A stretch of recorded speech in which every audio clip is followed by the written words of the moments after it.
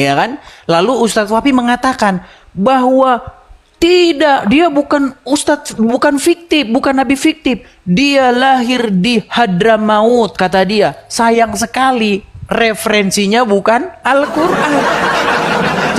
Di dalam nama Zakaria maupun di dalam nama Yahya, itu tidak ada hubungannya dengan YHWH di dalam Bible.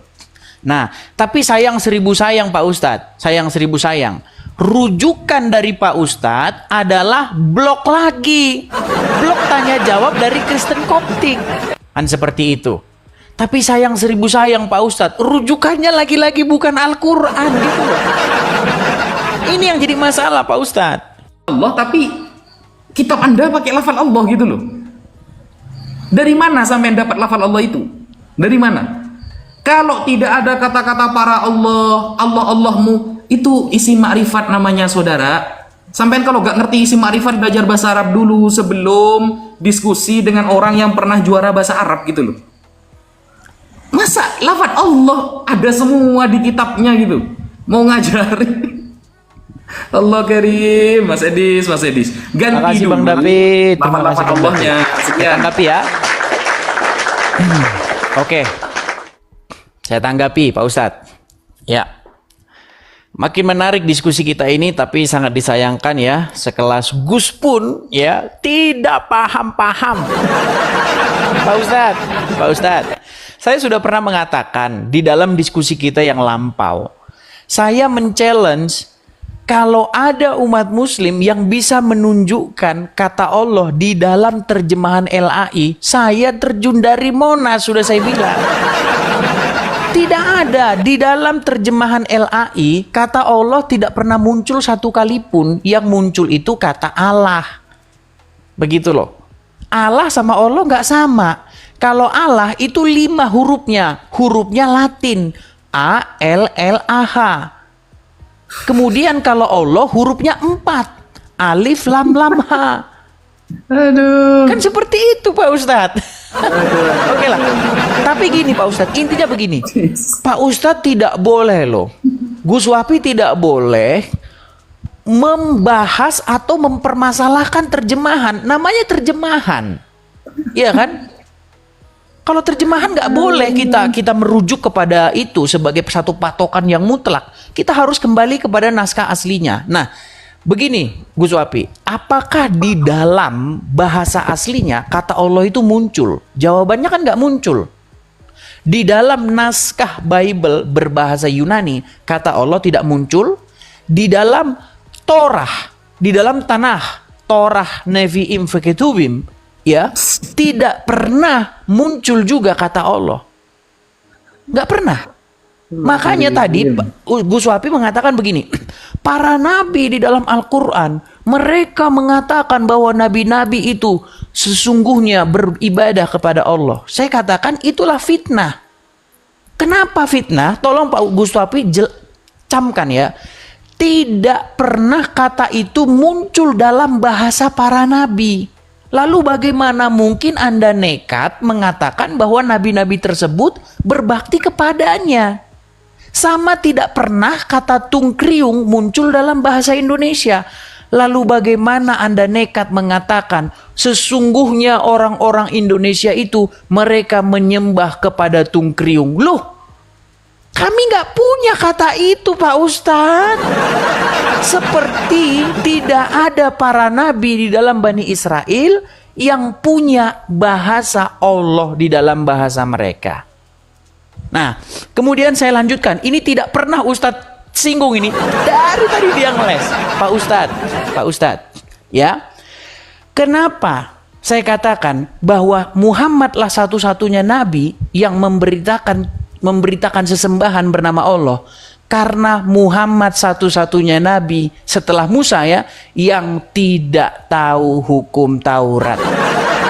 Itu Pak Ustadz, ini miris. Setelah Musa, semua para nabi itu rujukannya adalah hukum Taurat. Rujukannya hukum Taurat.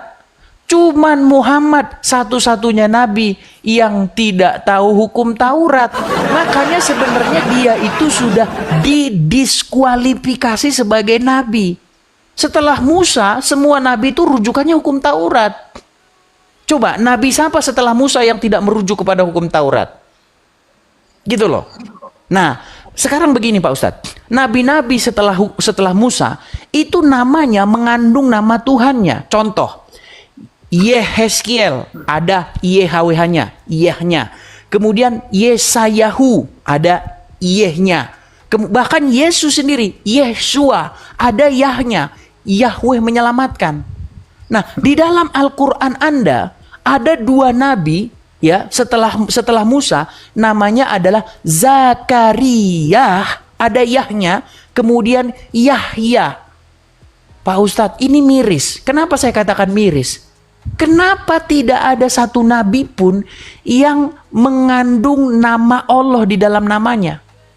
Nggak ada. Adapun itu bapaknya Muhammad, namanya Abdullah. Tapi sayang, kata Muhammad, dia ada di neraka. Nah, kita kalau mau jujur-jujuran Pak Ustadz, sebenarnya begini, sebenarnya Allah itu adalah Tuhan yang disembah oleh orang-orang Quraisy, oleh pagan Quraisy dalam masa Fatroh. Nah, masalahnya Allah ini di blender, ya, dibuat seolah-olah menjadi Tuhan sesembahannya Bani Israel. Inilah fitnah yang keji yang dipercayai oleh banyak orang. Sungguh miris. Silakan. Tanggapannya. Berat ini, makin berat ini sebentar lagi. Bukan berat. Panggil lawan Jumain. bisa bahasa ternyata guys. Silakan. Yo.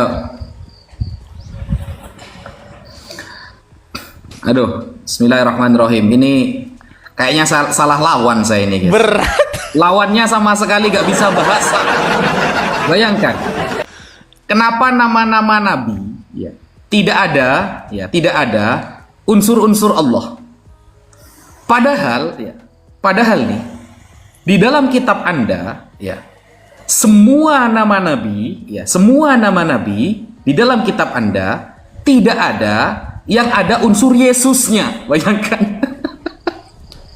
Ada unsur Yesusnya. Aduh ya Allah. Gini Mas. Seharusnya sampai tampilkan data kepada saya, bahwa nabi-nabi terdahulu mengajak untuk menyembah kepada YHWH. Sampai kan tidak mau terjemah nih, nggak mau nih terjemahan. Saya tadi sudah menampilkan Bible Anda yang berbahasa Arab pakai lafal Allah. Bayangkan, Bible yang berbahasa Arab yang dipakai orang seluruh dunia pakai lafal Allah. Seharusnya kenapa kok tidak pakai lafal YHWH saja kalau memang berbeda? Kalau memang berbeda Allah dengan YHWH, kenapa kok tidak pakai lafal YHWH saja ketika diterjemah? Bukankah YHWH itu adalah al-ismu asy-syakhsi, nama pribadi? YHWH kan Anda anggap nama pribadi kan? Bukan, itu namanya apa ya? Proper name kan? Proper name, bukan generic name kan? YHWH menurut Mas Edis adalah proper name, nama pribadi, bukan generic name, bukan nama umum. Coba tampilkan kepada saya Bible bahasa Arab ketika menerjemah YHWH menggunakan lafal YHWH. Seharusnya tetap jadi YHWH karena nama pribadi. Edis mau ke Amerika kek, mau ke Madura kek, mau ke Sulawesi tetap Edis. Kok jadi dari YHWH jadi Allah? Coba tampilkan kepada saya Bible yang menerjemah dengan YHWH. Kan YHWH proper name menurut Anda. Kalau nabi-nabi terdahulu yang menyebutkan lafal Allah itu ada di dalam Al-Quran. Sampai kan ngomong Al-Quran tadi. Ada nggak di dalam Al-Quran? Saya kasih contoh. Tulis ya, di dalam surah Al-A'raf. Surah Al-A'raf, ayat ke-65. Ya, saya bacakan. Bismillahirrahmanirrahim. Wa ila 'adin akhahum huda. Kami mengutus terhadap kaum Ad, yaitu Nabi Hud. Apa kata Nabi Hud? Qala ya qaumi i'budullaha ma lakum min ilahin ghairuh afala tattaqun. Kata Nabi Hud kepada kaumnya, ayo menyembah kepada Allah. Ini saya kasih lafadznya Mas ya. Saya kasih lafadznya. Bedakan Allah sama ilah Mas. Sampai enggak paham dari tadi ini. Qala ya qaumi i'budullah. Allah. Ini kan ada 4 hurufnya. Loh, kalau tasdid itu satu ya, ingat ya. Awwala mithlaini muharrakaini fi kilmatinid gimlaka mithli sufafi. Itu dalam alfiyah, ilmu nahwu sorof, bab terakhir. Idgham namanya. Kalau ada tasdid, itu menunjukkan ada dua lam. Satu, dua. Di tengah ini dihitung dua, bro. Karena tasdid itu ada dua lam jadi satu. Namanya itu tasdid. 5 ini. Ayo kon. Allah ada 5. Sampai ndak paham bahasa Arab gitu loh ngajari saya. Malakum min ilahin. Beda sama ini. Lafal ilahun ya, lafal ilahun itu nakiroh umum artinya. Lalu didatakan al nih, didatakan al jadi Allah. Ketika sudah jadi Allah, maka tidak bisa dimaknai para-para, gak bisa. Karena ini sudah menjadi isim ma'rifat gitu loh. Atau kalau kita baca di dalam ayat yang lain, sampai kan tidak mau terjemahan, coba tampilkan kepada saya, ya. Musa mengajak YHWH dalam bahasa Arab, dalam bahasa semuanya. Kenapa kok tidak diterjemah YHWH? Padahal proper name. Kenapa kok diterjemah Allah, Mas Edis? Ada nggak datanya itu? Atau di dalam surah yang lain, surah Hud ayat ke-50, wa ila 'adin akhahum huda, ya, qala ya qaumi ibudullaha ma lakum min ilahin ghairu. Banyak ayat yang seperti ini. Banyak. Gitu loh. Allah, kata Allah mau jadi bahasa apapun tetap Allah. Tetap Allah, karena sudah dimarifatkan dengan al.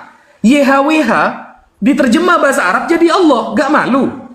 Pakai lafaz Allah, gak malu sampean pakai lafaz Allah. Seharusnya tetap YHWH, saudara.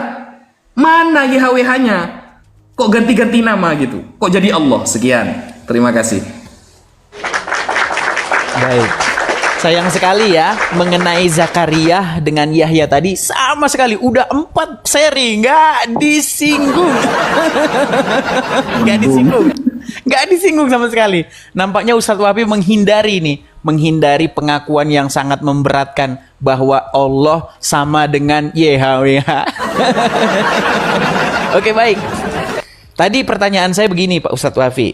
Di mana di dalam Al-Quran ada nabi yang mengandung kata Allah di dalam nama dirinya? Tadi saya bilang, tidak mungkin ada muslim yang bisa menunjukkan itu, nggak mungkin. Lalu Pak Ustadz membuka di dalam surat Al-A'raf ayat yang ke-65. Dikatakan di situ bahwa Nabi Hud, ya kan, mengajak satu kaum, yaitu kaum Ad, supaya mereka menyembah kepada Allah. Tapi sayang 1000 sayang, ini sayang 1000 sayang Pak Ustadz. Begini, kalau ditanya umat muslim, tolong, siapa Hud itu? Ya kan? Dia hidup pada masa pemerintahan siapa? Ya kan? Suku bangsanya apa? Bahasanya apa? Tidak akan mungkin umat muslim bisa menjawab. Gak akan. Makanya begini, Nabi Hud ini ditengarai adalah sosok fiktif yang muncul di dalam Al-Quran. Kenapa? Karena umat muslim tidak akan bisa membuktikan satu literasi pun tentang Hud ini. Ini mohon maaf ini, bahasa saya agak sedikit vulgar. Begini Pak Ustadz, di dalam Al-Quran ada satu ayat yang mengatakan bahwa Quran itu di dalam surat An-Nahl ayat 89 dikatakan bahwa Quran itu menjelaskan segala sesuatu. Tolong jelaskan kepada saya tentang Nabi Hud ini. Siapa Hud ini? Ya kan? Nanti kalau ditanya nasabnya kalian meninggal dunia. Pasti dari kitab karangan, gitu loh. Pasti dari kitab karangan. Semua yang kalian ungkapkan itu pasti tidak ada dari Al-Quran. Karena sesungguhnya kalian tidak percaya bahwa Al-Quran itu menjelaskan segala sesuatu. Nah, kembali ke tema yang awal tadi Pak Ustadz. Nih, sebenarnya ya kita jangan panjang lebar. Jangan panjang lebar capek-capek. Sebenarnya begini Pak Ustadz. Al-Quran itu sendiri mengklaim bahwa Tuhannya ahli kitab, Yahudi dan Nasrani, itu sama dengan Tuhannya umat muslim. Tapi sayang, ini merupakan sebuah keputusasaan untuk menyamakan Tuhan dengan agama lain. Makasih Bang Yosua. Lihat ya, saya akan ingat. Dan janganlah kamu berdebat dengan ahli kitab, melainkan dengan cara yang paling baik, kecuali dengan orang-orang yang zalim di antara mereka. Dan katakanlah, ini poin pentingnya ini. Tolong, semua umat muslim, ingat ayat Al-Quranmu ini, jangan kalian lupa. Nih, katakanlah, kami telah beriman kepada kitab-kitab yang diturunkan kepada kami, dan yang diturunkan kepada kamu. Tuhan kami dan Tuhan kamu adalah satu, dan kepadanya lah kami berserah diri. Loh, kalau kata Pak Prabowo, sorry ye. Kenapa saya katakan sorry ye? Tidak sama Tuhan kita, Pak Ustadz. Di dalam Bible, nama para nabi itu mengandung nama Yah. Sementara di dalam Al-Quran menyamakan diri. Contohnya Yahya dan Zakaria kan mengandung nama Yah. Tapi kalian, karena kalian sudah menuhankan Zuma, kalian mengejek. Haleluya kata kalian. Ini kan kalian itu sebenarnya telah mengejek nama Yah itu. Padahal nabi kalian ada dua, Zakaria dan Yahya. Tolong jelaskan Pak Ustadz. Tapi kalau menjelaskan jangan dari kaidah bahasa Arab. Karena kalau ditanya Zakaria orang mana, pasti jawabannya bukan orang Arab. Karena kalau orang Arab, mohon maaf, zakar itu apa sih? Kan burung. Bahasa Arab burung itu kan zakar. Makanya nggak mungkin Zakaria itu orang Arab.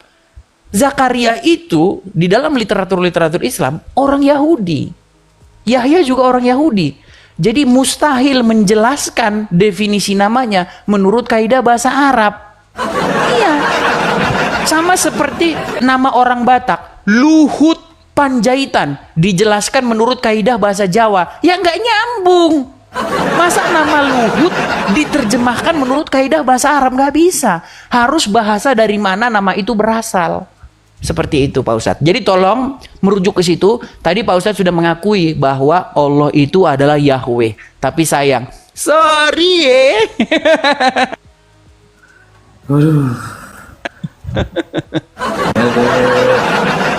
Ternyata berat nih. Ini guys. Berat. Makasih Bang Yosua. Yuk. Yuk. Ini saya semakin yakin bahwa saya sekarang ini sedang salah lawan teman-teman. Lawannya gak bisa bahasa sama sekali loh. Pertanyaan saya sudah 3 sesi gak dijawab. Saya minta Bible dengan berbagai bahasa, khususnya bahasa Arab, yang menerangkan bahwa YHWH tetap menjadi YHWH dalam Kejadian 1 ayat 1. Gak dijawab teman-teman. Sudah 3 sesi itu. Coba Alkitabul Muqaddas ya. Bible dengan bahasa Arab. Mau Kristen manapun yang Biblenya berbahasa Arab, kenapa kok malah diganti Allah? Itu yang pertama, gak dijawab. Yang kedua, tadi mengatakan kenapa Zakaria tidak bisa dilacak dengan bahasa Arab? Karena kalau dalam bahasa Arab, Zakar itu artinya burung katanya. Bro, Zakaria pakai za. Kalau Zakar itu pakai za, bro. Aduh, astagfirullah. Membedakan hurufnya aja gak bisa dia loh. Kalau Zakaria pakai za, ro, za. Setelah ro ada za, Zakaria. Nama ajam namanya. Di dalam Alfiyah, wal ajami wat iwat ta'rifi ma. Ajam itu bukan bahasa Arab memang nama Zakaria. Ya wajar, bukan bahasa Arab.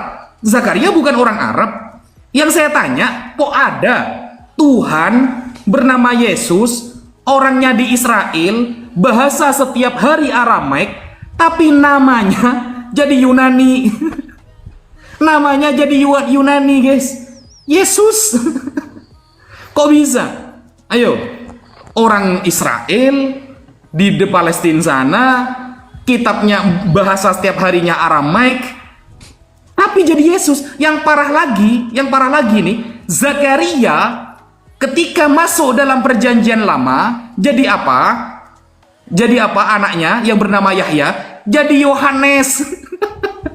Yohanes Pembaptis, bayangkan.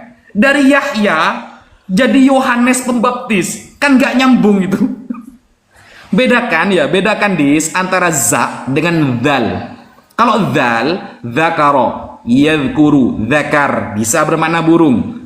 Kalau Zakaria itu pakai za dis. Tuh, lawan saya, ya Allah, ternyata kayak gini lawannya, guys. Lalu nanya lagi tadi, nabi-nabi kenapa kok ada unsur Allahnya? Aduh. Saya katakan di awal, berarti ini menunjukkan Mas Edis ini SDM-nya rendah, guys. Kenapa saya katakan SDM-nya rendah? Kata Allah itu makrifat, dis. Sampai pelajari apa isi makrifat dulu. Baru Anda nanya. Kenapa nabi-nabi terdahulu, ya dari Nabi Adam, Idris, Nuh, Hud, Soleh. Ini kan sedikit yang orang Arab, ya. Yang orang Arab ini sedikit. Adam, Idris, Nuh, Hud, Soleh, Ibrahim, Musa, Ilyas, Ilyasa. Ya wajar namanya itu udah ada kaitannya sama bahasa Arab. Di awal saya sudah menyampaikan, kata Allah itu dimakrifatkan dengan al dari lafal ilahun. Ya gak nyambung kalau ada lafal Allahnya. Bahasa Arab saja gak paham gitu loh. Gak bisa. Dan mohon maaf Mas Edis, Anda tadi bertanya Nabi Hud.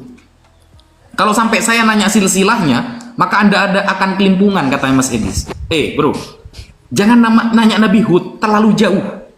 Nabi Hud itu lahir di Hadramaut. Coba sampean buka di Sirah-Sirah Nabawiyah. Ya, dari Sirah Qisasul Anbiya yang ditulis oleh Al-Imam Ibnu Katsir Ad-Dimashqi. Kemudian kitab-kitab semua Nabi. Dia lahir di Hadramaut. Nah, apa namanya itu ya? Nabi Hud terlalu jauh Mas Edis. Sekarang saya tanya. Silsilahnya Yesus sudah selesai nggak dalam Lukas dan Matius? Silsilah Yesus itu ngawur, saudara. Di dalam kitab Lukas dan kitab Matius, ya, Lukas 3 dan Matius 1, silsilah Yesus itu loh kocar-kacir. Kok Tuhan punya silsilah? Silsilahnya dijelaskan di dalam kitabnya sendiri, tapi kocar-kacir. Yang satu bilang keturunan Nathan, yang satu bilang keturunan Salomo. Ini yang benar yang mana? Apakah hasil dari keroyokan? Karena ingin mengait-ngaitkan bahwa Yesus itu adalah keturunan Daud. Yang satu bilang Salomo, yang satu bilang Nathan. Itu pun diloncat dari ayah ke kakek. Gak nyambung. Silsilah Tuhannya belum selesai. Gak usah bahas Nabi Hud. Tuhan Anda selesaikan silsilahnya. Antara Matius sama Lukas mana yang benar itu? Sekian, terima kasih. Baik, walaupun ya seperti itu ya teman-teman ya. Jadi mereka tidak bisa fokus dengan tema. Mereka langsung lari. Tapi nggak apa-apa, kita jabanin. Perasaan yang lari-lari dia tadi. Kita jabani ya teman-teman ya. Oke. Ya, pertama-tama tadi Ustadz Wafi saya katakan bahwa Hud itu ditengarai sebagai sosok fiktif, ya kan?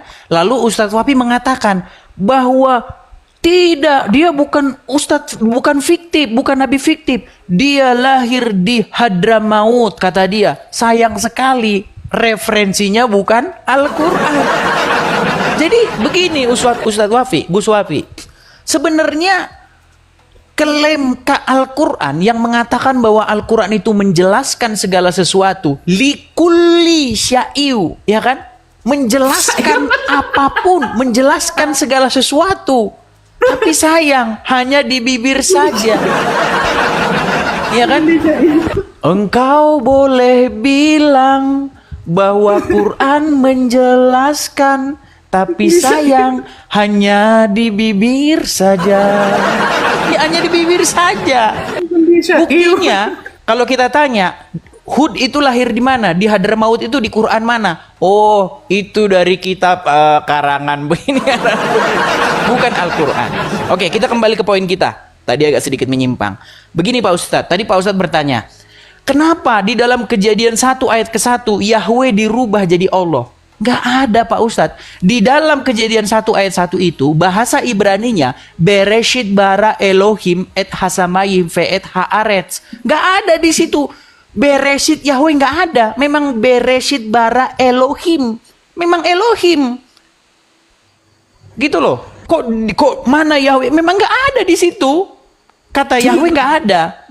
Nah, kemudian pertanyaan Anda kedua, Kenapa Yesus yang sehari-hari bahasa Ibrani, kok jadi Yesus, kok jadi berbahasa Yunani? Begini Pak Ustadz, saya jelaskan ya.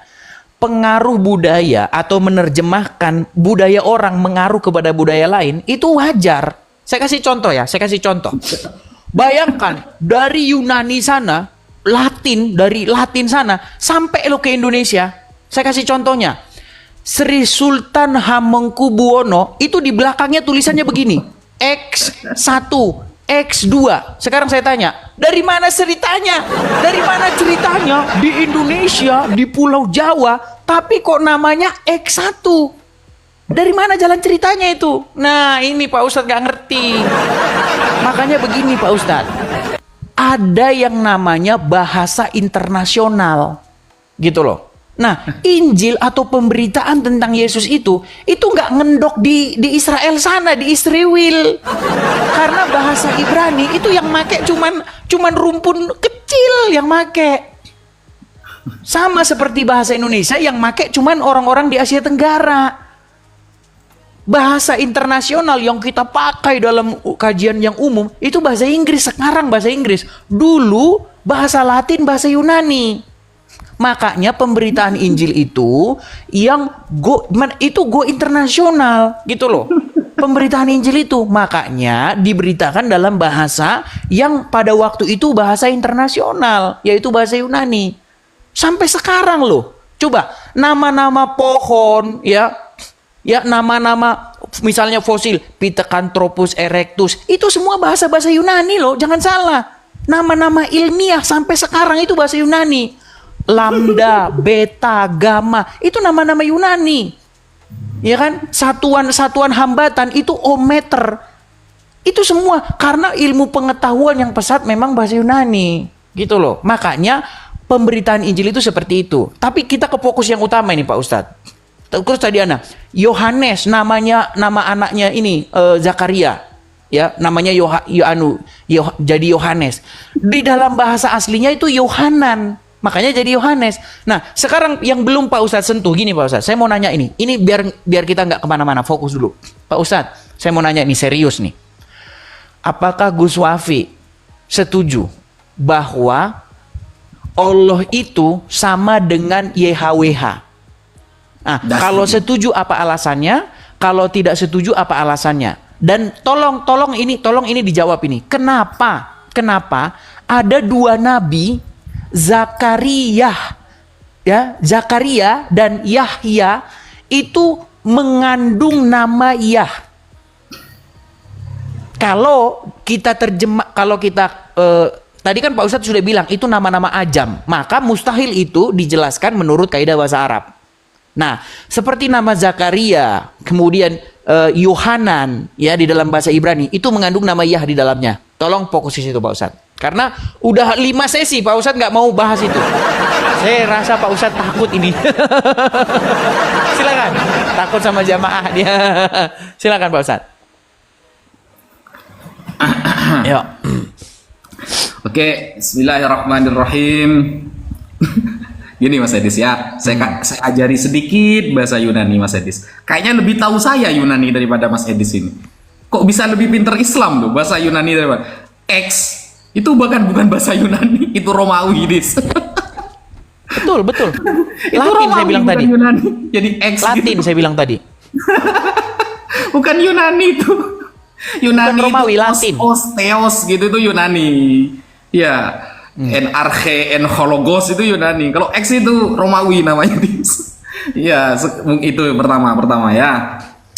Yang kedua, kenapa saya tadi menjelaskan silsilah Yesus? Karena Anda kemana-mana tadi, Nabi Hud dikatakan fiktif lah, dikatakan nasabnya lah. Makanya saya jawab, apapun kullu ma kharaja min lisanika ujibu dzalika. Apapun yang keluar dari lisan kamu, saya akan menjawab hal itu.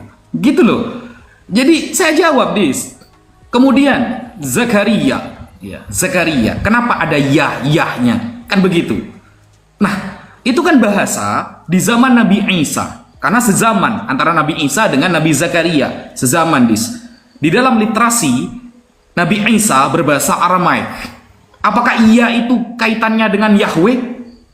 Enggak, Dis. Enggak. Ini ya, bukan kata saya, Dis. Saya pakai rujukan, Dis. Ini, pakai rujukan. Sampai kan enggak ada rujukannya, Dis, gitu loh. Sampai enggak ada rujukannya. Ini loh. Ini kena lagi kamu oleh Kristen Koptik ini ya. Turathul Kanisah Al-Qibtiyah. Ya, kajian gereja Koptik. Gak ada kaitannya di sini, Dis ya. Di sini ada bab namanya Al-Asma Al-Wasfiyah. Nama-nama sebagai sifat. Litamyizi ilahi Israel, untuk membedakan ya Tuhannya Israel. Seperti apa? Yah, ini wahakadha yah ilyun. Kalau di bahasa Arab kan apa menjadi apa? Al-aliyu, ada yaknya, al-aliyu. Kalau nasab dibaca al-aliyah, yang maha luhur. Ini sifat. Sedangkan YHWH itu bukan sifat, Dis. YHWH itu ini ya. Nih, YHWH itu adalah proper name. Saya ulangi lagi, Dis ya. YHWH itu proper name, nama diri. Dalam anggapan Anda, tidak bisa YHWH disamakan dengan Allah. Tidak bisa, Dis. Kenapa? Allah itu proper name. YHWH ini sebenarnya bukan proper name. Bukan. Karena YHWH ini adalah tetragramaton. Apa tetragramaton? Singkatan. Beberapa kata disingkat jadi YHWH. Kok lebih paham saya, Dis, daripada Anda? YHWH itu singkatan. Yahye Esher Ehye. Singkatan itu. Dia yang maha hidup dan yang selalu ada. Al-Haya Al-Baqa, kalau dalam bahasa Arab, maha hidup dan selalu ada. Al-Baqa, hidup selamanya, kekal. Lalu disamakan dengan Allah yang berupa proper name. Gak bisa, gak sama, Dis. Gak sama. Gitu loh. Mau ngaji Ibrani tak ke saya? Gratis kok. Gitu loh. YHWH itu singkatan, tetragramaton namanya. Bukan proper name, itu generic name lalu dijadikan satu. Lalu Anda dan sebagian dari orang-orang Anda mengatakan itu adalah proper name. Disamakan dengan Allah yang berupa proper name dari awal. Gak bisa. Gak bisa, Dis, gitu loh. Jatuh-jatuhnya kalau dari singkatan YHWH itu ke sifat nantinya. Lafal Yah dalam Zakaria, Yahya dalam Zakaria itu adalah al-asma al-wasfiyah. Nama-nama sifat, sama seperti Al-Ali yang maha luhur. Tadi sudah saya sampaikan. Bukan dari saya itu, dari gereja Koptik, saudara. Mau belajar bahasa sama saya, Dis? Gitu loh. Jadi ayolah, Dis, kita itu pakai kalau mau bahas bahasa. Kalau bahas Al-Quran, Quran. Jangan bahas bahasa minta dalilnya di Quran. Bukan likulli syiu li syai'. Yang benar itu likulli syai'. Bukan likulli syiu. Apa sih yang Dis? Likulli syai', maksudnya itu bab halal dan haram, bukan segala sesuatu. Makanya lihat, kalau belajar tafsir itu, kalau belajar Quran itu pakai pendekatan orang-orangnya ahli Quran. Biar bacanya ada siu, syai'. Aduh, Dis. Saya ngikutin Rahmat kemarin masalahnya. Saya sudah syai tapi di Rahmat bilang siu ya, saya ikutin dia. Oke. Saya lanjut ya. Ya, tunggu. Kalau ada yang miring-miring memang saya akui. Coba, oke. Baik. Kita fokus ya. Kita fokus nih. Itu saya kemarin diskusi sama Rahmat, Pak Ustadz. Saya sudah bilang likuli syai'u, tapi dia bilang likuli syi'u, kata dia. Ya udah saya ikutin aja dia. Malah disalahin lagi sama Gus Wapi. Oke. Baik. Saya tanggapi ya satu persatu.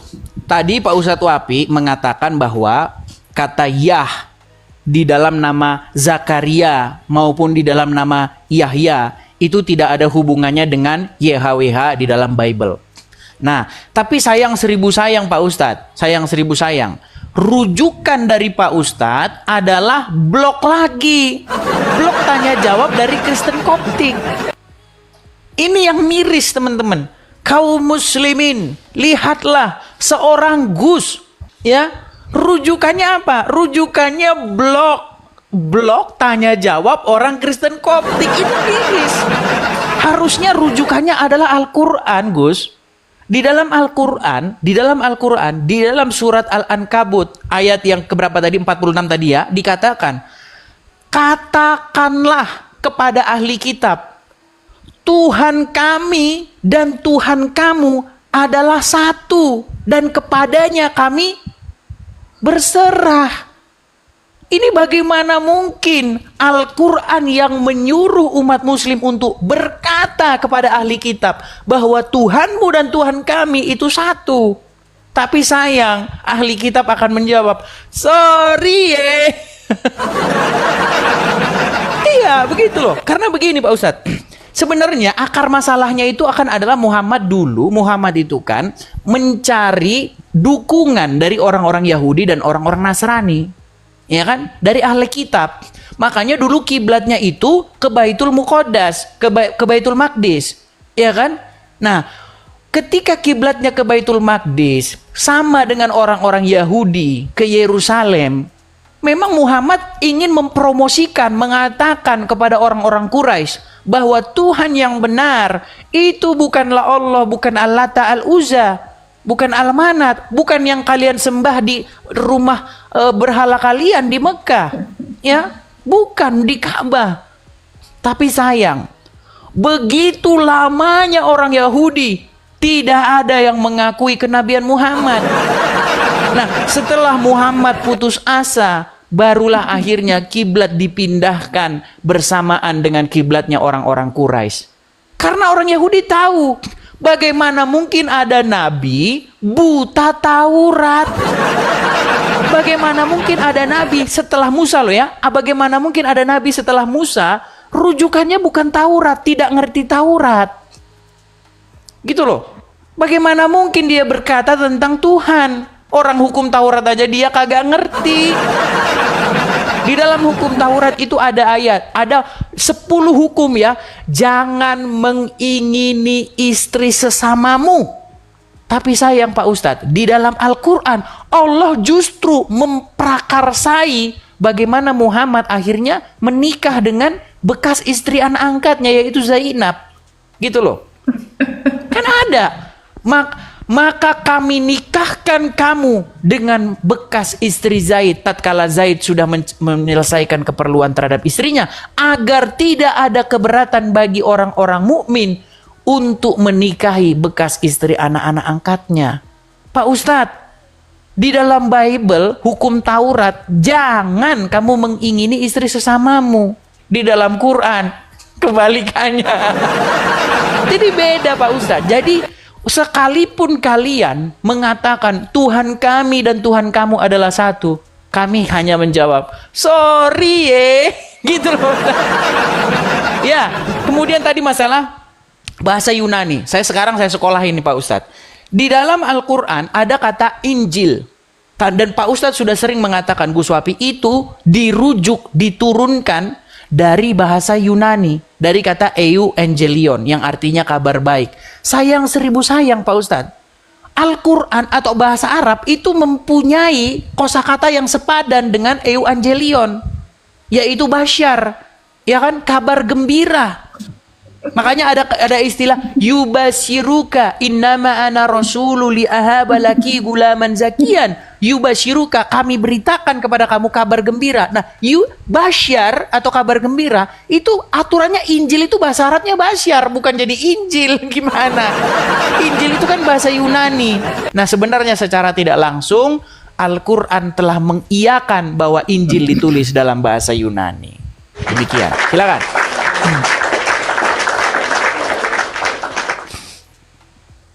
This berat ini. Salah lawan. Silakan. Oke, bismillahirrahmanirrahim. Ini kemana-mana ini, ya. Temanya langsung kemana-mana. Pertanyaan saya gak ada yang dijawab loh.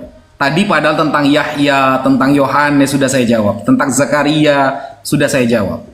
Tapi ketika saya meminta, ya, perbandingan antara saya pakai data, Anda mau mengejek data saya dari Kristen Koptik misalnya, ini website resmi milik Kristen Koptik. Data Anda mana?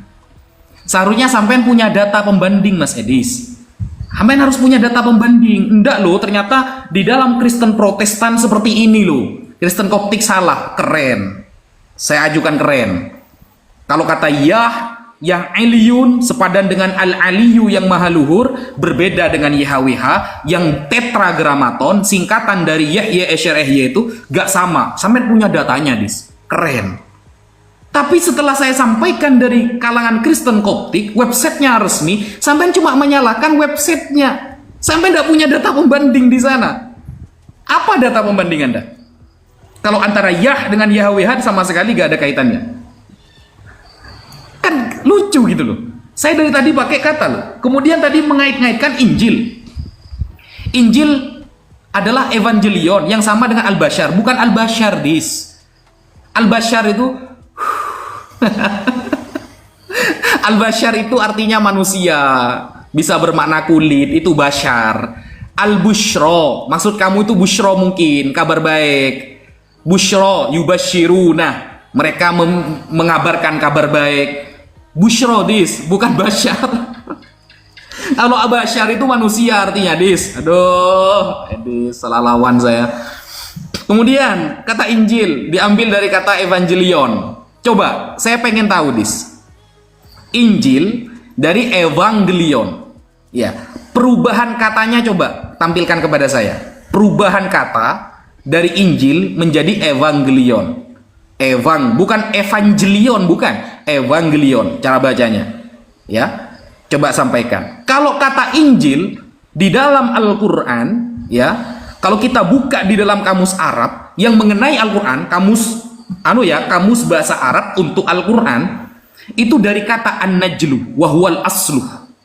Pokok dari segala hukum. Pokok dari hukum-hukum yang terjadi saat itu di Bani Israel. Ada artinya, Dis. Ini saya tampilkan ya datanya ya. Pasti coba sampean ajari saya ya. Ajari saya. Al-Injil ini kan bahasa, Dis. Al-Quran itu bukan kamus bahasa, bro. Itu kitab suci. Saya mau nanya kalimat Injil bentukan dari menjadi Evangelion di Bible juga ada. Coba sebutkan di Bible ada nggak kalimat Injil itu menjadi Evangelion di Bible ada nggak? Nggak ada, guys, gitu. Karena itu ilmu bahasa. Alkitab al-munazzal ala Isa bin Maryam, kitab yang diturunkan kepada Nabi Isa bin Maryam alaihi wassalam. Wa huwa minan najl, diambil dari kata an-najl wa huwal aslu. Artinya adalah pokok, asal. Al-Injil aslun li ulumin wa hikamin. Sebuah asal dari beberapa ilmu dan hikmah. Ada, Dis. Saya pakai data, Dis. Kalau Anda mengejek data saya, mana di Bible? Ada nggak di Bible, Dis? Kata Injil setelah menjadi Yunani dibentuk menjadi Evangelion. Coba saya pengen tahu. Pengen tunjukkan kepada saya data Anda. Saya tunggu sampai Dajjal keluar 2 kali, Dis. Saya pakai data loh. Saya mengatakan kullu ma kharaja min lisanika ujibu dzalika bidalilin sahih. Apapun yang keluar dari lisan Anda, saya akan menjawabnya dengan dalil yang sahih. Hakadza indana min ahli sunnati wal jamaah. Inilah madhab ahli sunnah wal jamaah. Data dulu baru ngomong, gitu. Bukan ngomong dulu datanya tahun depan, Dis, bukan. Gitu. Jadi tadi sampai Mas Edis menfitnah Nabi Muhammad, saudara, dengan mengatakan Nabi Muhammad menikahi wanita bekas Zaid bin Harithah. Padahal jelas di semua sejarah Zaid bin Harithah hanya anak angkat, bukan anak kandung Nabi. Pertama, ya, anak angkat, nggak ada hubungan nasab. Zaid bin Harithah telah cerai dengan istrinya Zainab binti Jahash. Wanita setelah cerai halal dinikahi oleh siapapun, apalagi perintahnya ada di dalam Al-Quran. Kalau di dalam Bible, andaikan Daud tidak menikah dengan istri selingkuhannya Batsheba, maka Yesus tidak pernah lahir. Anda tidak punya Tuhan sekarang. Dia selamat datang di kebenaran. Baik, saya tanggapi ya. Saya tanggapi, udah sedikit melebar kemana-mana ini. Padahal fokusnya tadi masalah tidak ada nabi yang memberitakan Allah. Oke, baik, saya tanggapi ya, saya tanggapi. Begini Pak Ustadz, makanya yang saya sangat kecewa Pak Ustadz. Tadi Pak Ustadz kan mengatakan bahwa Injil itu dijelaskan artinya adalah sumber hikmah, kan seperti itu. Tapi sayang 1000 sayang Pak Ustadz, rujukannya lagi-lagi bukan Al-Quran gitu loh. Ini yang jadi masalah Pak Ustadz. Kenapa sih secara teori kitab sucinya umat muslim itu Al-Quran, tapi pada prakteknya kitab sucinya karangan ulama gitu loh. Makasih Netfiri, makasih. Ini loh Pak Ustadz yang berat, yang saya sangat kecewa di situ. Berkali-kali loh Al-Quran mengatakan bahwa Quran itu kitab yang memberi penjelasan, kitab yang lengkap. Makasih Netfiri, makasih. Kitab yang lengkap, kitab yang memberi penjelasan. Tapi kenapa sih Pak Ustadz menjelaskannya bukan dari Al-Quran gitu loh? Sebenarnya begini Pak Ustadz, seandainya Pak Ustadz itu merujuk kepada Al-Quran, diskusi kita ini akan lebih pendek, akan lebih ketemu arahnya, nggak kemana-mana gitu loh. Sekarang saya kasih contoh begini, Al-Quran mengatakan, kalau kamu ragu-ragu tentang apa yang kami wahyukan kepada kamu, tanya kepada orang-orang yang membaca kitab sebelum kamu. Al-Quran mengatakan, kami beriman kepada apa yang diturunkan kepada kamu dan kepada kami. Gitu loh, Al-Quran itu merujuk loh kepada Taurat dan Injil. Tapi sayang, kenapa yang dirujuk itu kitab karangan ulama? Gitu loh.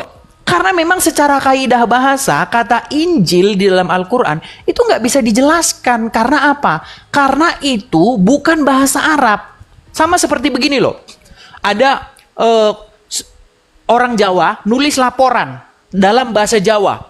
Saiki aku melaporke bahwa Luhut Binsar Panjaitan Arab berkunjung ke Surabaya. Bayangkan. Terus diterjemahkan. Ini memang bahasa Jawa memang. Tapi Luhut Binsar Panjaitannya itu nggak bisa dijelaskan pakai bahasa Jawa. Nggak bisa. Karena asal usul dari Luhut Binsar Panjaitan itu bukan dari tanah Jawa dan bukan bahasa Jawa. Jadi kalau memang ingin dipahami harus merujuk ke dari mana Luhut ini, kata Luhut ini berasal. Gitu loh. Nah sekarang kalau kita mau menggunakan logika yang sehat, di dalam Al-Quran muncul kata Injil, muncul kata Taurat. Kata ini yang ngasih nama itu bukan orang Arab. Nggak mungkin dijelaskan pakai bahasa Arab, itu namanya ngawur Pak Ustaz. Sama kayak tadi itu loh. Masa nama Joko Susilo diterjemahkan menurut kaidah bahasa Batak? Ya meninggal kita, nggak bisa gitu loh.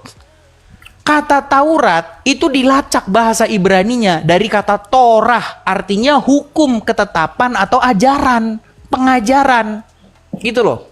Kata Injil dilacak dari bahasa aslinya dari bahasa Yunani, dari Angelion, berita gembira, kabar baik. Masa kata Injil, kata Taurat dijelaskan pakai kaidah bahasa Arab? Ini namanya menjelaskan nama Luhut, nama bahasa Batak pakai kaidah bahasa Jawa. Kita mikir yang logis-logis saja. Nah, kembali ke tema. Di dalam Al-Quran, Allah berbicara kepada Musa, Innani anallah, sesungguhnya saya ini adalah Allah. Loh, itu kan ngomongnya bahasa Arab. Emangnya Allah ngomong sama Musa pakai bahasa Arab? Kan tidak. Orang Musa bukan bahasa Arab kok. Di dalam bahasa Ibrani, Musa itu bahasa aslinya itu Moshe. Artinya diambil dari air menurut kaidah bahasa Mesir pada waktu itu. Karena dia lahir di Mesir, dibuang ke Sungai Nil, ditarik dari air itu nama Moshe itu. Mau dijelaskan pakai bahasa Arab? Ya meninggal dunia kita Pak Ustadz. Kita nggak akademis lagi. Kita bukan diskusi akademis, namanya diskusi iman. Repot kalau diskusi iman. Diskusi iman itu nggak bisa. Iman biarlah iman. Yang kita bahas itu ranah yang ilmiah dan akademis. Nah coba, dengan bahasa apa Allah berbicara kepada Musa ketika dia mengatakan Innani anallah, sesungguhnya saya ini adalah Allah. Nah coba, makanya mustahil ada nabi memberitakan nama Allah. Itu cuman Muhammad Pak Ustadz. Silakan. Lawan berat. Silakan. Makasih loh, makasih teman-teman. Pusing kan? Udah pusing ya. Bintang-bintang di mana Yuk. sinarmu? Silakan. Bismillahirrahmanirrahim. Kata Taurat artinya adalah hukum. Itu kurang tepat Mas Edis. Itu kalimat jadinya itu Mas Edis. Dari kata tor itu artinya cahaya. Aslinya artinya cahaya Mas Edis. Itu serapan kata. Loh, sampean jangan ngajari bahasa ke saya Mas Edis. Jadi kan ngajari bahasa. Torah ya, yang berarti instruksi atau sebuah hukum, itu kalimat jadinya. Gitu loh. Kalau asal katanya itu bermakna cahaya. Gimana sih? Masa gitu aja gak tahu Mas Edis? Mau ngajari saya gitu loh. Gitu Mas Edis. Ya, ingat-ingat itu. Kemudian Mas Edis membahas perbincangan Allah dengan Nabi Musa, tidak menggunakan bahasa Arab. Yang ngomong Nabi Musa sama Allah ngomong pakai bahasa Arab siapa Mas Edis? Al-Quran. Kan gak ada. Al-Quran. Kan gak ada. Nah, ini berarti kita harus dari awal guys ya. Kita harus dari awal jelaskan ini. Andaikan saya kembalikan kepada kitab Anda, pernahkah Yesus pakai bahasa Yunani ngomong? Ya, ngomong setiap hari nih pakai bahasa Yunani, kan gak ada datanya. Gak ada datanya Mas Edi. Gak ada datanya. Lalu Mas Edis tadi mengatakan andaikan Wafi ini hanya pakai Quran saja, tidak pakai kitab para ulama. Ingat ya, saya garis bawahi Mas Edis ya. Tidak ada kitab suci di dunia ini yang kita harus bertanya kepada ahlinya kecuali hanya Quran. Sehingga gak ngawur kayak sampean penjelasannya. Ya. Yesus setiap hari ngomong bahasa Aramaik, perjanjian baru pakai Yunani. Bayangkan, pakai Yunani saudara. Dari mana istilah-istilah Yunani itu? Paulus, Theos, Kurios. Padahal setiap hari. Lalu kalau sampai mengatakan Nabi Muhammad gagal menyampaikan Islam, ingat ya. Ingat Mas Edis. Sampai sekarang tempat kelahiran Yesus itu mayoritas Islam loh. Jediar, selamat datang di kebenaran. Sampai detik ini di Bethlehem mayoritas orangnya Islam. Ngapain Tuhan capek-capek turun, ternyata gak ada di kampungnya yang ikut dia.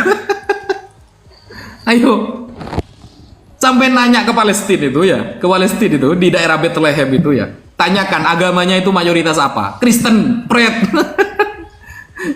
Nabi Muhammad diutus oleh Allah ke Arab, secepat kilat Allah jadikan bangsa Arab menjadi bangsa yang ilmiah. Sampai detik ini 90% lebih orang Arab mayoritasnya Islam. Sampai Indonesia, saudara, mayoritasnya Islam. Tapi Yesus datang ke daerah Palestina, sampai detik ini tetap Islam. Gimana nih? Kok gagal? Ini yang gagal siapa berarti? Nabi Muhammad apa Tuhan jenengan? Gitu loh. Tapi ketika Kristen datang ke Barat, Mas Edis, secepat kilat Barat langsung banyak jadi ateis. Barat itu banyak yang murtad jadi ateis. Datanya saya banyak itu. Ya, yang murtad jadi ateis banyak. Nggak kayak di Arab, sukses Nabi Muhammad Mas Edis menjadi bangsa yang ilmiah sekarang. Sampai Islam pun di Indonesia tetap menjadi mayoritas, bahkan terbanyak saudara. Kok dibilang gagal? Gitu loh. Yang gagal ini siapa? Kok susah-susah turun toh ke dunia sampai sampai menyerahkan dirinya disalib. Ternyata tetap bangsa Islam yang terbanyak. Yang gagal siapa kalau kayak gitu? Gitu loh Mas Edis. Quran menggunakan bahasa Arab itu diterangkan dalam surah Yusuf. Kenapa Al-Quran menggunakan bahasa Arab? La'allakum ta'qilun. Karena Quran ini turunnya ke Nabi Muhammad. Nabi Muhammad orang Arab, bukan orang Jawa. Andaikan Nabi Muhammad orang Jawa, ya pakai bahasa Jawa Mas Edis. Nabi Muhammad orang Arab, turunnya pakai bahasa Arab. Makanya biar la'allakum ta'qilun, agar kalian paham. Yang susah, kitab sucinya turun di Israel, turun di Palestina, tapi ternyata mentok-mentok pakai bahasa Yunani. Kok bisa? Bahasa dari Tuhannya dikalahkan dengan bahasa internasional. Bukankah bahasa itu datang dari Tuhan? Kok bisa dikalahkan? bahasa suci dari Tuhannya setiap hari disampaikan jadi terjemahannya pakai lafaz Allah lagi. Nggak pakai IHW. Baik, kita tanggapi ya. Sayang sekali, sayang seribu sayang, Ustadz Wafi tidak menjelaskan tadi bahasa apa Allah berfirman kepada Muhammad, kepada Musa ya. Ini berat ini Ustadz. Dijelaskan tadi loh. Ya, tadi Ustadz Wafi menanyakan kepada saya, emang siapa yang mengatakan bahwa Allah berfirman kepada Musa dalam bahasa Arab? Loh, Al-Quran Pak Ustadz. Di dalam Al-Quran beberapa kali kita lihat narasi bahwa Allah bercakap-cakap dengan Musa. Ketika Musa ya, dia jalan di lembah tua, dia melihat api kan di situ. Lalu Allah berkata, Innani anallah, sesungguhnya saya ini adalah Allah. Maka dirikanlah solat untuk mengingat aku. Loh, Pak Ustadz kok meragukan bahwa Allah berfirman kepada Musa pakai bahasa Arab? Apakah bohong ayat itu yang mengatakan bahwa Allah berfirman kepada Musa pakai bahasa Arab? Nah, sayang seribu sayang, Ustadz Wafi sudah sedikit dia mengakui bahwa nggak benar. Sebenarnya ayat Quran itu nggak benar, tapi sayang, Gus Wafi takut sama jamaah.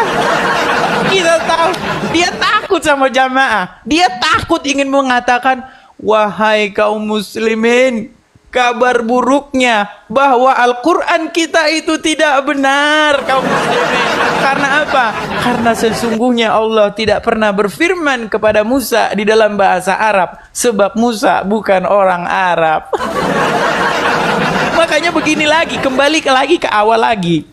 Kalau misalnya Pak Ustadz Wafi menanyakan, Gus Wafi menanyakan, bagaimana mungkin Yesus yang berbahasa Aram, sehari-hari berbahasa Aram, loh kok beritanya, kok pengabaran tentang dia dalam bahasa Yunani? Loh, masalahnya berita tentang Yesus itu nggak dikabarkan sama orang-orang lokal, dikabarkan sama orang-orang di internasional. Bahasa pada waktu itu bahasa Yunani. Sama kayak begini loh Ustadz, sama kayak begini. Misalnya Ustadz kan asalnya dari Pulau Jawa nih, dari Madura, ya kan? Kalau Pak Ustadz hanya ngomong bahasa Madura, ya kan? Yang denger ya cuman kaum keluarga, gimana? Nah, gimana caranya biar go nasional? Harus dirubah ini harus kita terjemahin pakai bahasa Indonesia. Biar orang Bali denger, biar orang Batak denger, biar orang Jawa denger. Loh, iya, harus diterjemahkan pakai bahasa yang lebih luas. Nah, kalau nanti sudah Indonesia, baru pakai bahasa Inggris, biar semua orang tahu. Masalahnya Gus Wafi kan lama di Indo. Gus, keluar dari Batam nyebrang dikit aja, udah nggak berlaku bahasa Indonesia loh. Udah nggak berlaku. Keluar dari Batam, masuk Singapura, udah bahasanya udah Inggris. Masuk lagi, nyebrang lagi ke sono, nanti nyebrang lagi. Bahasanya jangan ngendok di tempat. Nah, begitu juga pemberitaan Injil, itu nggak ngendok di bahasa-bahasa Arab, bahasa Ibrani. Gitu loh. Nah, Pak Ustadz, makanya Pak Ustadz, ya, yang menjadi masalah begini, kenapa? Tadi lagi bahas-bahas ke ateisme lagi. Kita nggak bahas ateisme loh. Nanti kalau kita ke Timur Tengah ya, survei membuktikan 50% orang Turki itu udah ateis. Iya. Lu. Coba baca itu. Ya kan? Kemudian negara Timur Tengah itu berbondong-bondong sebenarnya sudah ateis. Karena apa? Karena mereka melihat perang yang berkepanjangan. Ya, bahwa memang agama itu bagi mereka bawa masalah. Tahu nggak Pak Ustadz? Saya di US ini ya, saya di Amerika ini ya. Teman-teman yang para imigran yang dari Timur Tengah itu, mereka gara-gara apa? Ya. Banyak di antara mereka itu di TikTok ini saya banyak ngobrol-ngobrol. Mereka udah ateis, mereka nggak percaya Islam, iya kan? Nggak percaya mereka sama Islam. Jadi tolong fokus ke sini aja lah. Tema kita ke sini. Sekarang begini Pak Ustadz. Sekarang ya, yang ingin saya tanyakan sama Pak Ustadz begini. Tolong jelaskan kepada saya, bagaimana mungkin Nabi Anda, nabinya umat Muslim Muhammad, memberitakan Tuhannya orang-orang Quraisy, yang disembah oleh orang-orang Quraisy, yang dipakai oleh orang-orang Quraisy sebelum, bahkan di masa fatrah mereka itu menyembah Allah. Di dalam Al-Quran itu ada satu pertanyaan. Jika kamu bertanya kepada mereka, siapakah penguasa langit dan bumi? Mereka akan menjawab Allah. Makanya Muhammad dan orang Quraisy itu saling setuju. Nah, masalahnya begini, kenapa Tuhannya orang-orang Quraisy yang disembah di Makkah, di Ka'bah itu dipromosikan sebagai Tuhannya orang-orang Yahudi dan Nasrani? Ini yang berat. Inilah fitnah yang keji yang sampai sekarang masih dipercaya oleh Gus Wapi. Silakan. Berat. Makin pusing kita. Oke, bismillahirrahmanirrahim. Aduh, sepertinya diskusi kita agak berbobot ini, saudara. Berat. Saya dari tadi pakai data ya. Saya dari tadi pakai data loh. Tapi saya tidak menemukan satupun data yang ditampilkan oleh Mas Edis. Kata dia, saya harus pakai Quran. Tapi dari tadi, Mas Edis tidak pernah buka Bible. Bayangkan. Coba tampilkan data itu. Pertanyaan-pertanyaan saya di awal kan banyak itu yang nggak terjawab. Tampilkan. Contoh, saya minta dalil di Bible, kalimat Injil lalu menjadi evangelion. Perubahan kata itu dijelaskan dalam Bible. Di mana? Di mana, Mas Edis? Di Bible. Ada nggak? Karena saya tahu Bible itu bukan kitab bahasa. Itu kitab suci yang Anda anggap sebagai kitab yang fenomenal. Sama seperti ketika Anda bertanya kepada saya, mana di Al-Quran penjelasan lafaz Allah? Al-Quran itu bukan kitab bahasa, saudara. Ini pertanyaan yang konyol sebenarnya. Saya sedang berhadapan dengan orang yang sama sekali gak perhatian dengan bahasa ini. Yang kedua, penulisan Bible dengan menggunakan bahasa Yunani. Alasannya, karena saat itu Yunani lagi populer di dunia. Keren kan ya, seolah-olah keren gitu ya. Fakta. Agar bisa dibaca orang Bali katanya. Tapi terbukti, saudara ya, terbukti banyak dari kalangan Islam yang paham bahasa asli Al-Quran, tapi sedikit dari orang Kristen yang paham bahasa Yunani. Jediar, saudara, datang di saudara. Ayo, coba kita adu sekarang. Saya ngomong bahasa Arab, Mas Edis pakai bahasa Yunani. Pelangga pelongo, saudara. Itu kehebatan Islam, tetap menjaga bahasa aslinya, sehingga Islam tidak menolak terjemahan. Mau diterjemah bahasa Inggris ada, mau pakai terjemahan Indonesia ada, mau pakai terjemahan Turki juga ada.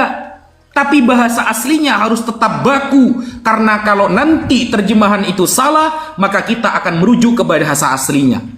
Kalau Mas Edis, Yunani nggak bisa, Ibrani nggak bisa, Suryani apalagi, wa maqali inna rahmatan, kan gitu. Tambah gak bisa.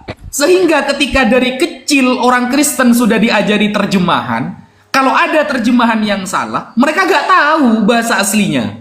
Karena bahasa aslinya pun sudah terjemahan. Bayangkan, bahasa asli Perjanjian Baru sudah terjemahan. Apa? Yunani.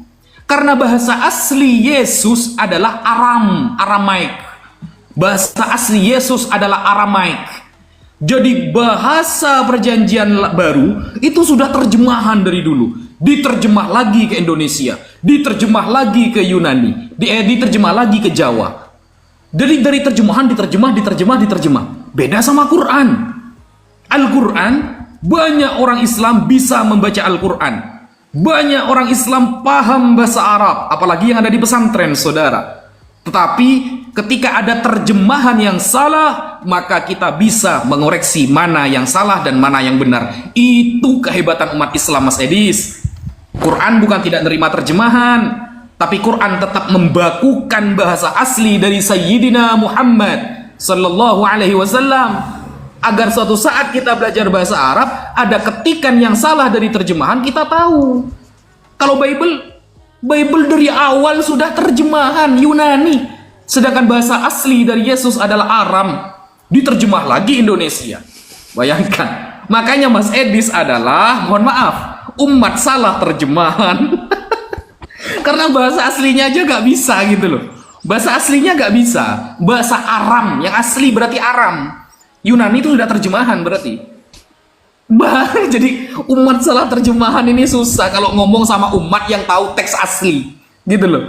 Ini made in Islam ini asli ini bahasa Arab dari awal Nabi Muhammad sudah keren itu. Gitu loh Mas Edis.